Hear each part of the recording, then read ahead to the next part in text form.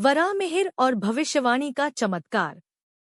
प्राचीन भारत के महान ज्योतिषाचार्य वराहमिहिर की अद्भुत दैवज्ञता और उनके चमत्कारों पर आधारित विस्तृत कथा। चातुर्वर्ण्य कलयुग में जब राजनीति, यज्ञ और खगोलशास्त्र का अद्भुत संगम हुआ करता था, तब उज्जयिनी, अवंतिका नगरी के राजमहल में एक प्रतिष्ठित पद पर विराजमान थे शाश्वत ज्योतिषाचार्य वराहमिहिर। उनकी बुद्धि, गणितीय कौशल और दैवीय दृष्टि के चर्चे देश विदेश में फैलते थे। कहा जाता है कि वराहमिहिर ने न केवल ग्रहीय चालढाल और वार्षिक ग्रह गोचर की भविष्यवाणी की, बल्कि कई बार राजाओं के जीवन कल्याण हेतु भी चमत्कार प्रस्तुत किए। यह कथा है उनके एक ऐसे चमत्कार की जिसने शत्रु और मित्र दोनों को चकित कर दिया। अध्याय 1।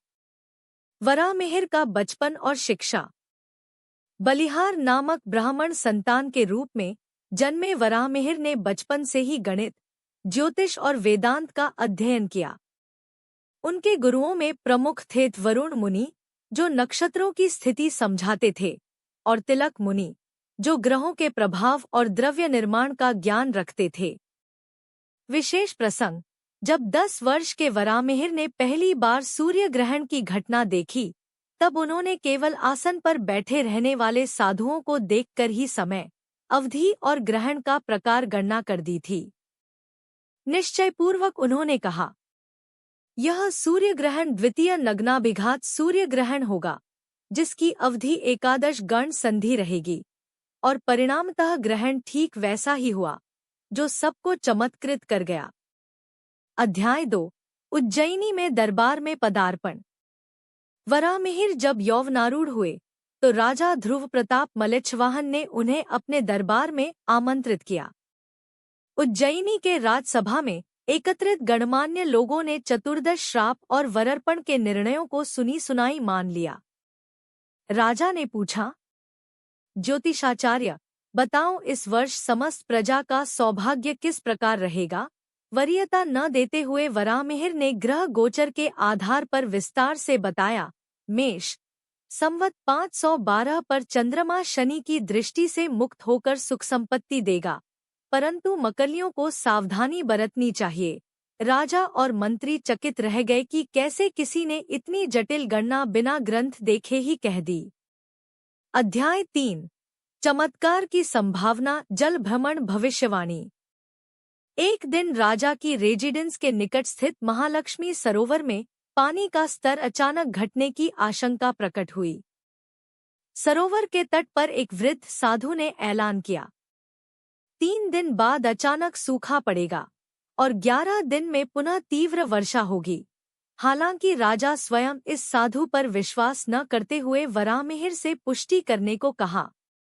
वराहमिहिर ने अपने खगोल गणना यंत्र, ज्योतिष यंत्र से ग्रह गोचर मिलाकर कहा, पृथ्वी का अक्षांश एवं घूर्णन की स्थिति अगले तिथि चतुर्दशी पर ऐसी होगी कि स्थानीय जलचक्र अवरोधित होगा, अतः अनुमानित सूखे का चक्र सही है।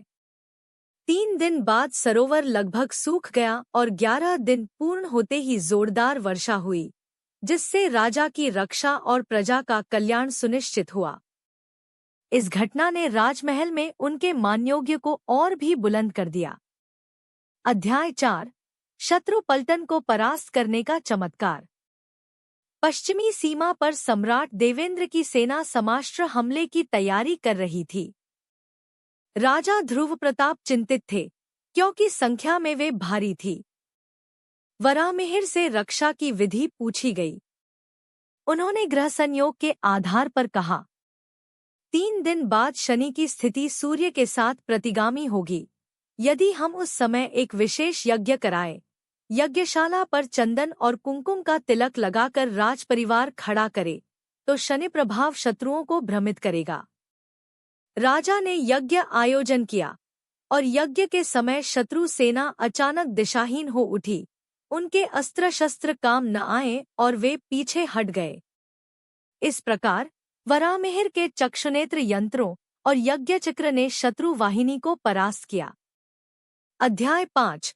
व्यक्तिगत जीवन संकट में भविष्यवाणी। वर्षों बाद खुद राजा एक अज्ञात रोग का शिकार हो गए। सारे वैद्य असमर्थ सिद्ध हुए।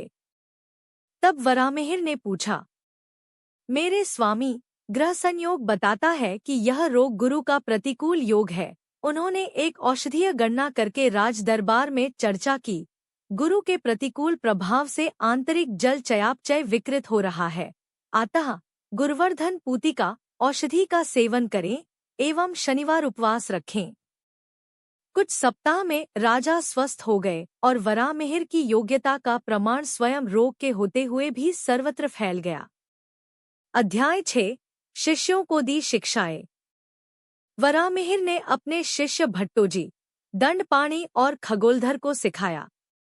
ग्रह गोचर मात्र तात्विक नहीं, बल्कि जीवन से जुड़ा विज्ञान है। गणना के साथ साथ नैतिकता और समय का सम्मान जरूरी है। भविष्यवाणी के बाद भी कर्म और उपाय का विकल्प छोड़ा जाना चाहिए। इन शिक्षाओं से उज्जयिनी का गणित ज्योतिष केंद्र शक्तिशाली हुआ। अध्याय 7 विरासत और शाश्वत संदेश। वराहमिहिर का ग्रंथ बृहद जातक, वाराह संहिता और पंचसिद्धांतिक प्रकाश आज भी ज्योतिष वैज्ञानिकों का मार्गदर्शक है। उनका चमत्कार इस बात का प्रमाण है। विद्या केवल गणना नहीं, जीवन की रक्षा और कल्याण की भी कला है। उनकी कथा दर्शाती है कि दैवीय दृष्टि, गणितीय सटीकता और नैतिकता मिलकर ही सच्चा चमत्कार रच सकती है। इसी कथा से प्रेरणा लेकर हमें भी अपने ज्ञान को दूसरों के कल्याण में लगाना चाहिए। यदि आपको यह कथा पसंद आई हो तो लाइक करें, शेयर करें और चैनल को सब्सक्राइब करें, जहां हम ऐसे अद्भुत महाकाव्यों को जीवंत करते हैं।